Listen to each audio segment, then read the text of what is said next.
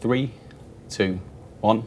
William Laing, you are the founder and director of LaingBuisson. Welcome to the Care Home Show. Thank you, Simon. You're very welcome. It's great to have you here. So let's start here. So how did you enter into the health and social care world?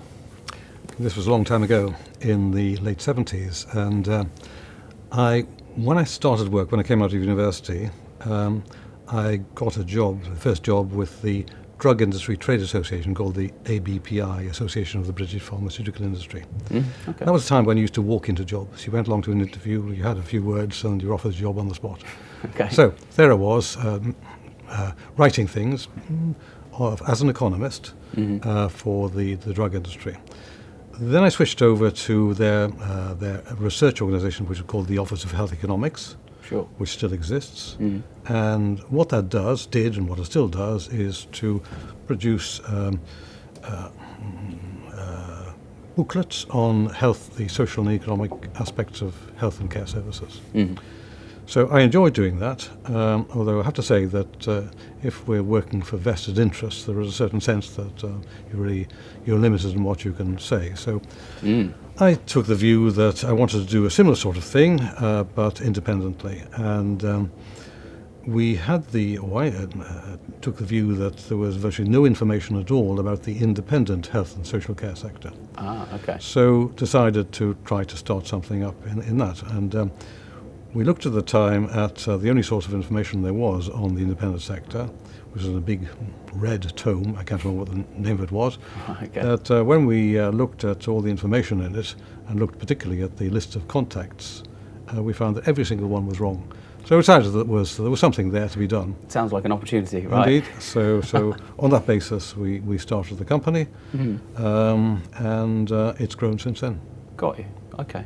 And it's it's obviously been around. It's kind of a well-recognised kind of branded staple within the sector. So there will be a journey within this of course, the way you are today. But kind of, what does, if somebody says, okay, so William, tell me, what does LaingBuisson do? How do you respond?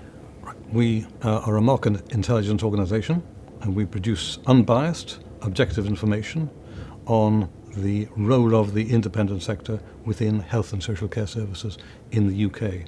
So we don't look overseas, it's purely UK, and it looks at the independent sector, but obviously within the context of the largely dominant public sector. Sure, that makes sense. Okay, thank you. And tell me about the journey that LaingBuisson has gone on over the last 34 years. Right, well, we started very small. We're still pretty small because if you take into account we have 3 different offices, one in Blackpool, one in Berkhamsted, and one in London. And I think there are about 35 or 40 people all told. Obviously, we started off much smaller than that. Our first job was to produce something which could be felt and looked at and carried in the form of market reports. And we did one called the Laing's Healthcare Market Review, which is another one of our first ones, called Care Services for Older People. And that was a start, and then we expanded outwards to other areas, including a market report on the acute hospital sector, market report on medical insurance, and then we looked at adult specialist care as well as care homes for older people, then at home care, etc., etc. And now we've branched out into other ones as well, including IVF, for example, and we're doing one now on the French hospital sector, etc., etc. So the journey has been a progressive one of developing activities, starting off the market reports, which I've explained, and also we moved into the conference business. And from the conference business, we moved into the awards business. So we run a big awards ceremony every year, which gets about 1,000 people. I'm usually one of those 1,000 people. So. Excellent. Well, great to see you there. And then we do consultancy, of course. And then we have what we call data solutions, which is, for example, we have a product called Care Search, which enables people to get various pieces of basic information about all of the care homes in the UK, based on CQC data, but also on the regulatory bodies in other countries within the UK. Sure, got you. It's, And we do consultancy. and consultancy, yeah, of course. Interestingly, I couldn't tell you who the person was, but when I got into the sector about 3.5 years ago, somebody basically recommended to me as a newbie to the sector, and I was entirely wet behind the ears. I got very little exposure to even healthcare, let alone kind of the social care kind of that whole kind of ecosystem and world, if you will. And somebody said, "Oh, well, what you should probably do is go and buy the older people's care home report from LaingBuisson." Great. And it was the foundation of my knowledge. There's so much information in there. It's not a light read, of course. I think I tried to read it page to page, cover to cover. I think it took me about a month and a half, all things being told. Right. Because there's obviously a healthy amount of information in there. I don't think it was the only thing I was up to at the time, but it's all in there. I mean, Yes. it is literally all in there. It is very data-based, so that's what we try to do. And we look for information which is relevant and make sure that the information is hard and just not based on people's views.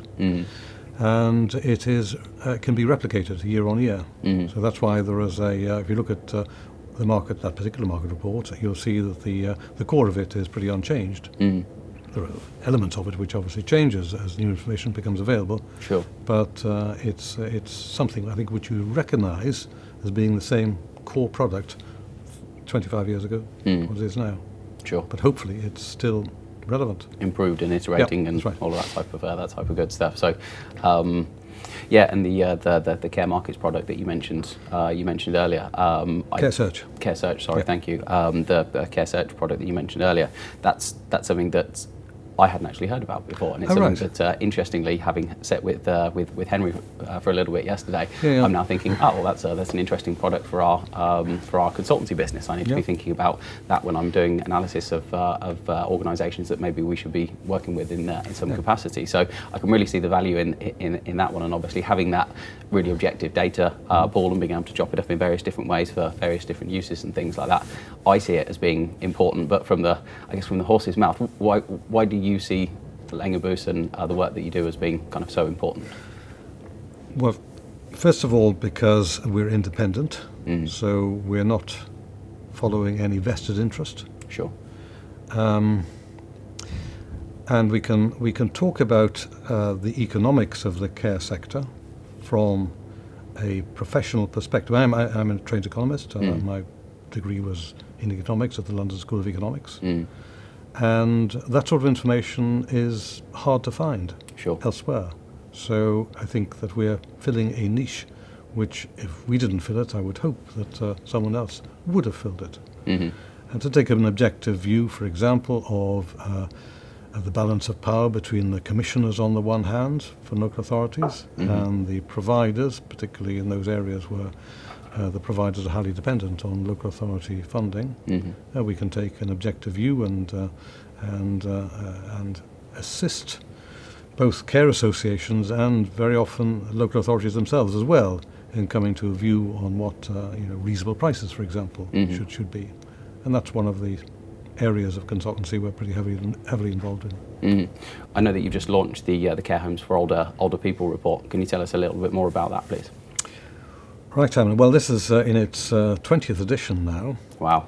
And it's a comprehensive review of the independent sector of the independent care home sector, how it relates to social care in its entirety, and it follows the pattern of all of the other LaingBuisson market reports. It deals with the market size, market growth, political background, regulation, market structure, market potential. So it's all there, we hope, and this is something which has been built up over a number of years. We try to either create the data ourselves or make use of publicly available data in order to get a genuinely objective, data-driven report, and that's what the report is all about. Got you. Okay, perfect. And where can people get that from if they're interested in making that investment? From ourselves, and yes, it is quite expensive, but yes, you can get it direct from LaingBuisson. Sure. So simply call LaingBuisson and ask to speak to the sales team, and you can be put through. If you really want to get this for free, it is possible actually. I shouldn't reveal this actually, but I think most people will be aware that any publisher has to deposit 5 copies with the National Library. Okay. So if you care to come down to King's Cross, take a right hand out of there, go to the National Library. Then you can spend a bit of time waiting for it to be taken out of deposit, wherever it is. And that might not happen until the next day. Then yes, you can look at it. Got you. And if you did fancy any of the information, it would probably take you quite a long time to photocopy it, because it's a fairly hefty old document, of course. It would. I'm not quite sure about what the rules are and how much you can photocopy.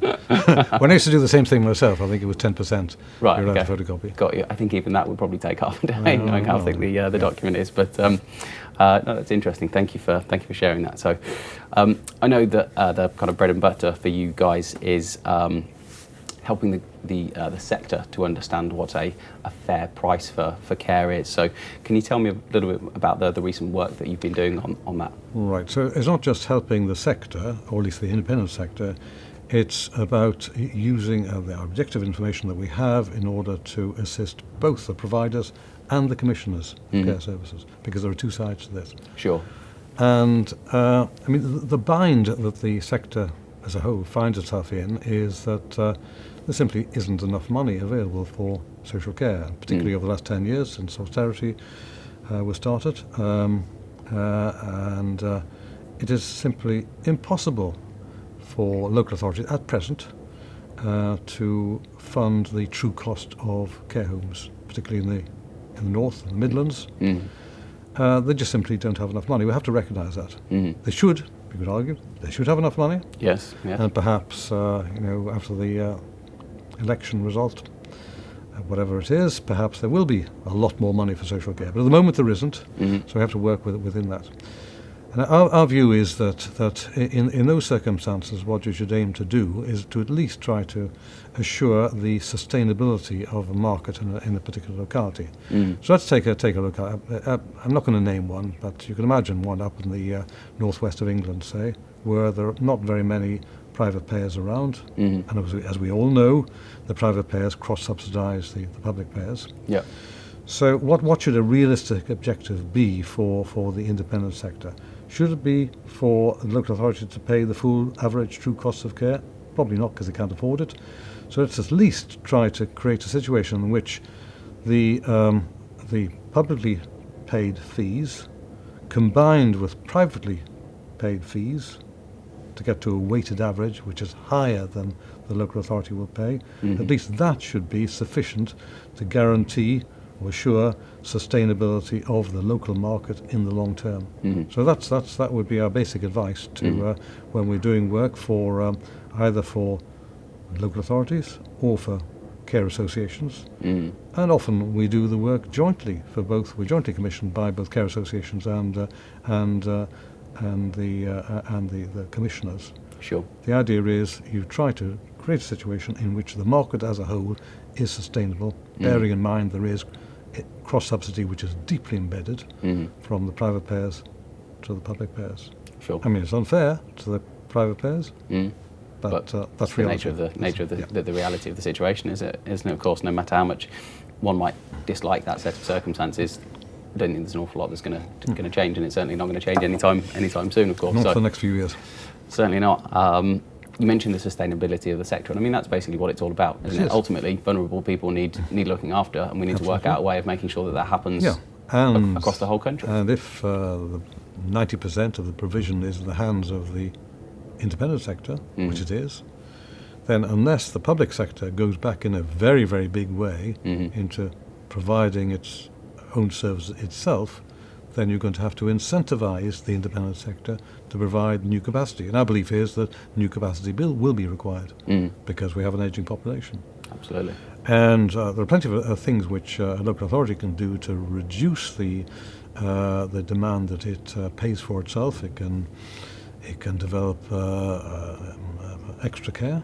It can put more money into home care services. But at the end of the day, we think that in most areas there will have to be an increase in traditional care home capacity. And if you're going to have that, then you need to incentivise the independent sector to invest in that. They've got to be able to afford to do it as well. Yeah. The most important is just as much as incentivise. Yeah. A lot of it will be bank funded or potentially equity funded and things like that. But you need to have a business where that looks attractive for people to start deploying capital, whether it comes in. Which is why you cannot continue ad infinitum local authorities to pay way, way below the true cost of care. Absolutely. So, from your experience and in your view, so what do you believe the right settlement is between the individual and the state? All right, I agree. So this is a different sort of question, and we all know that the Dilnot recommendations, which they actually they passed into law, but they were not implemented. And just on that as well, some people within the audience might not. They will have heard about the Dilnot report and things like that, but maybe before the explanation, just unpack a little bit about how that came together and kind of what the result ultimately was of that, or not, as the case may be. Right. Well, there's been a debate about the role of the state and the individual for a long time, ever since the Labour Party, actually, when it came into power in 1997, I think. It created a royal commission to look at the whole area. That made recommendations. Nothing happened. Lots of other different ideas were put forward, and eventually the coalition government asked Sir Andrew Dilnot to look at this, and he came up with a report which was published. And Dilnot's analysis essentially is that care homes or entry into a care home is the only significant non-insurable risk that people have. And when I say it's non-insurable,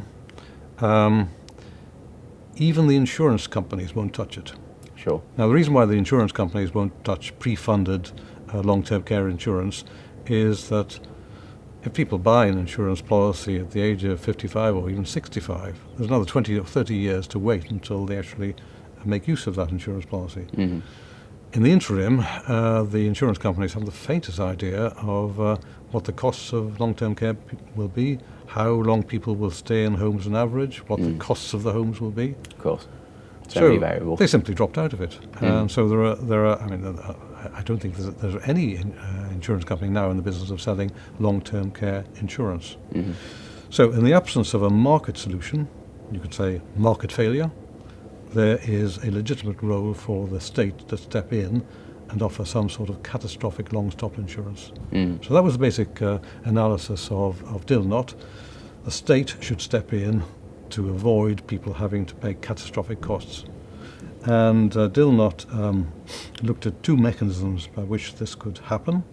One is an increase in the threshold below which you have to go to get state funding. So at the moment, as everyone, I think most of your podcast listeners or viewers will know, is set at £23,250 in England. It's higher in Wales, about 50,000. But in England, this has been true for a long time, everyone has to spend down until they get to 23.25. So Dilnot suggested that should be increased. The figure that eventually came around was about 118,000, I think. So that was quite a substantial increase. Sure. That means that people, with modest housing will pretty soon qualify for state funding. The other thing that Dilnot suggested, which helps the more affluent property owners, is for there to be a cap on care costs, lifetime cap on care costs. Okay. And that will eventually settle down at 70,000, which means that if a person spends £70,000, then equally they tip over into state funding as well. Sure. So this is the mechanism by which Dilnot was going to work, and everything was on track for implementation in April 2016. But then the government cancelled it. Why did they cancel it? Part of it, I think, is to do with there is a potential shock to the the provider sector. Mm-hmm. And this happened at the same time as the national living wage was about to be introduced in April 2016. Sure. And I mean, I don't know the full story about it, but it's significant, I think, that actually the Dilnot reforms were cancelled a week after the George Osborne made the announcement of the national living wage. Got you. So it was the opinion that the private sector basically wouldn't ultimately be able to stump the bill, or there would be pushback. What was going to happen was that let's say take somewhere like Lancashire, where there are lots of houses worth around about the £118,000 mark. Mm-hmm. What that would have meant would a lot of people in Lancashire, in some areas, would have been tipped over from private funding to public funding. Mm-hmm. Public funding at low rates. Mm. So what would happen to the providers at that time? Yeah. They would suddenly be faced with a huge increase in low rate public funding, at the same time faced with a new burden of the national living wage. Sure. So I think the two were connected, but I don't know that because we don't know what the reasoning of the government was. Anyway, Dilnot was cancelled, and now we're talking about it all again. And we have different options. Once again, we have the Labour Party going for free personal care, which is more expensive, but there is the model of Scotland to go by, so I can understand the reasoning for that, but it is substantially more expensive. And then perhaps Dilnot will come back in some other form for under the Tories. But the Tories haven't been clear about exactly what it is that their preferred option would be. We have to wait and see. And of course, we've been waiting for a long time for this green paper or white paper to come out, and hasn't come out. Presumably, or would hope it will come out sometime after the election. Yes. There's lots of things that we'd like to think that would happen. Whether or not it will happen anytime soon or not has yet to be seen. So let's just say fingers crossed for the time being, I guess, at least. So I mean, do you think that the government should come in and underwrite the cost of long-term care? No, I think there is a very good case for the government to step in and deal with the catastrophic costs of long-term care. I mean, we actually had a different view, or something which achieves the same objectives as Dilnot, but in a rather different mechanism. So I can explain what that is. Is this the white paper that we There's talked the white about? paper, yeah. There's the white paper that we produced a few years ago. And basically it says, forget about the mechanism of increasing the threshold, forget about the mechanism of a cap on care costs, but a simple rule which says that a person who applies for state funding, who has assets, at the time of their application for state funding, they have both a needs test and a means test, exactly the same as present. Sure. The means test establishes what their assets are, and then the person spends down those assets until they reach a point. And we would say that if you make the rule that you spend down your assets until 30% of the assets are gone, you retain 70% of the assets, sure, and then you qualify for state funding. Got you. That would be a simpler mechanism, we believe, achieving the same objectives, and it would cost roughly the same as Dilnot. So Sure. that would be our suggestion. Okay, understood. And what would be the net loss for the government if that was the case? At the time of Dilnot, it was roughly £2 billion we're talking about. Maybe it's up to £2.5–3 billion now. You know, all these things depend on the details of it. But sure. it's a significant sum of money, but compared with the other promises being made by the parties on state funding, it's not that much. Everything in context, I suppose. So, one of the things that I think people would be really interested to hear your view on is FNC top-ups. Can you tell me, because I know you've done some work around that as well. What's your what's your view? Because obviously the let's say the landscape changed, shall we say, after the initial research was done on that. Yes, we were commissioned by the Department for Health and Social Care to review the cost of providing registered nursing staff in nursing homes. So it was a clear remit, and we did the job. I won't say it was easy. Can't imagine it was. And we weren't helped because I think there was a certain degree of mistrust from the providers. Sure. That's what the government would do with the results. Anyway, we got the results, and we made our report to the Department of Health and Social Care, and that report is publicly available on our website. And it came up with a recommendation, not a recommendation, it came up with a cost of registered nursing, average cost per FNC qualifying person of 100, I can't remember the exact figure, it was about £173 a week. The government then looked at that and then made certain adjustments to it. And one adjustment is that they uprated it for inflation, but they only uprated it by 3 months on the grounds that the research had been done in November, December 2018, and the new figure applied to April 2019. Right, okay. So it was only 3 months gap, so they said that, only 3 months inflation adjustment. It feels like a slight fudging of the numbers, that does. Yeah, it also said that they didn't want to fund agency staff more than 10% of total nursing costs. Sure. So that was another adjustment they made, which, there is a case for, I suppose, but is ultimately arbitrary. And then they said that we want the FNC to be subject to the same efficiency ask that we, the government, make of providers of healthcare services. Sure.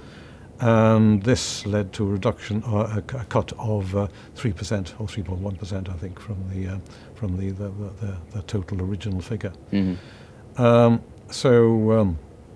Our view, which we expressed lately and we've published, is that the government was mistaken in these adjustments. The inflation should have been a full year, not just 3 months. The agency cap, that's arguable. But the efficiency ask of 3% was just not appropriate. Sure. Because one can understand that it is possible to reduce or create efficiencies of 3% in acute healthcare services, where you can do things like substitute day cases, or for inpatient cases you can reduce the inpatient length of stay. But when we're talking about registered nursing staff costs, I mean, they are determined very largely by the regulator. Sure. And you don't have very much discretion over the pay rates you make. So we just simply didn't accept that a 3% efficiency ask was reasonable. Sure. So those are the things we disagreed with the final interpretation of the FNC. Interesting, and I presume there's been no kind of leeway since then, even since you kind of... Well, the government is reviewing it again. Oh, they are? Yeah. Okay. Well, again, it will be one of those things, won't it? Fingers crossed that they come back with some type of sensible response. Okay, thank you. So, if you were to make a recommendation to somebody looking to try and make a positive impact on the health and social care world, what would that recommendation be? A positive impact. Well, it depends what you do. What your bag is.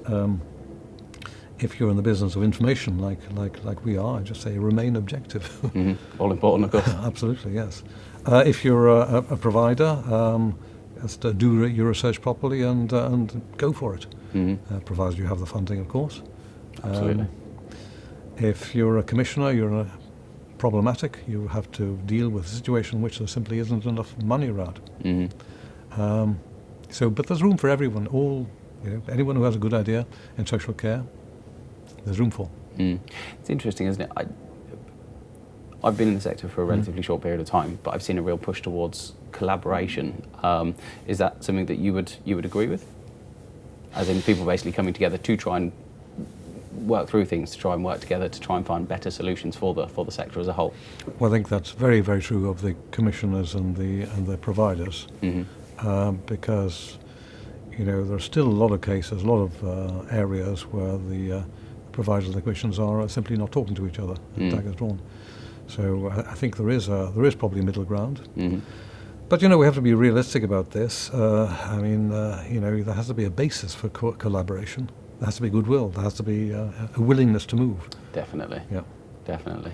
It's interesting. I've seen from what I see definite positive shift towards that. I don't think journey's not over yet, of course, but baby steps. As long as we're going in the right direction. Well, ultimately, it all does depend on money, and The political parties have been promising huge spending. We'll see. Well, hopefully the work that you do is a significant contributor to hopefully people making really good decisions about the future of social care and healthcare, of course. So, how about you personally? What's the best piece of advice that you've ever received? Right, we can all change even in later life, and I think the most important thing is something which is articulated to me. Maybe I understood it before, maybe not. But it's to do with, and this is a bit of a psychobabble word, called validation. Okay. When you're talking to people, you try to understand from their point of view how they're thinking. Mm-hmm. You validate what you're thinking. You say, yes, I do understand what you're saying. I may disagree. Perhaps on the other hand, you should look at that. Always allow people to talk and never shut them up. Mm. So it's a communication thing more than anything else, and just making sure that there's real clear paths of communication. I think that's really, really powerful. So, okay, a great piece of advice. So thank you very much, William. It has been an absolute pleasure having you on the Care Home Show. Thank you so much for your time. Okay. Superb. Been a pleasure.